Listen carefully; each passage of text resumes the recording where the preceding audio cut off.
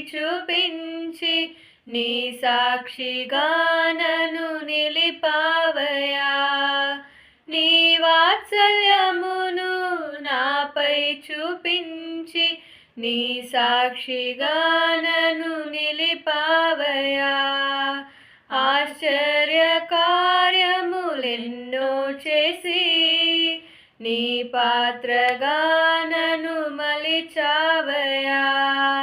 ఆశ్చర్య కార్యములెన్నో చేసి నీ పాత్రగా నన్ను మలిచావయా.